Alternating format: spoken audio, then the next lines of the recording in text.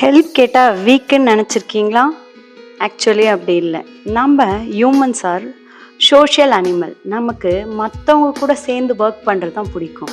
ஆனால் ரீசன்ட் டேஸில் இந்த சாலிட்யூட் ப்ராக்டிஸ் பண்ணுறேன், தனிமை விரும்பின்னு சொல்லிட்டு நிறைய பேர் தனியாகவே சுற்றிட்டுருக்காங்க. அவங்க ஒரு பாயிண்டில் நம்மளால் இதை செய்ய முடியாதுன்னு தெரிஞ்சும் மெச்சூர்டாக மற்றவங்க கிட்ட ஹெல்ப் கேட்டு ஹேண்டில் பண்ணாமல் நம்மளே எல்லாத்தையும் பார்த்துக்கணுன்னு நிறைய பேர்டனை தலையில் போட்டுக்கிட்டு என்ன பண்ணுறதுன்னு தெரியாமல் ரொம்ப ஃப்ரஸ்ட்ரேட்டடாகவும் சுற்றுறாங்க. அவங்களுக்கு டிப்ரெஷன் அதிகமாகிடும். ஒரு பாயிண்டில் என்ன பண்ணிடுறாங்க, அவங்களால ஹேண்டில் பண்ண முடியாத போது தப்பான முடிவுகள் எடுக்கிறாங்க.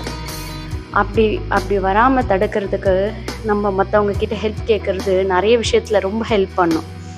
நீங்கள் மற்றவங்க கிட்ட ஹெல்ப் கேட்டால் அவங்க உங்களை பேர்டனாக பார்ப்பாங்கன்னு நினைக்கிறீங்க. ஆக்சுவலாக அப்படி கிடையவே கிடையாது. மற்றவங்களும் நீங்களும் கனெக்ட் ஆகிறதுக்கு இது ஒரு பெரிய பாலமாக இருக்கும். இன்ஃபேக்ட் ஒரு சீக்ரெட் என்னென்னா, உங்களுக்கு யாரோ ரொம்ப நாள் உங்களுக்கும் ஒருத்தவங்களுக்கும் ரொம்ப மிஸ்அண்டர்ஸ்டாண்டிங்காக போகுதுன்னா அவங்கக்கிட்ட ஒரு சின்ன ஹெல்ப் கேட்டு பாருங்களேன், அந்த ரிலேஷன்ஷிப்பே ரொம்ப ஸ்மூத் ஆகிடும்.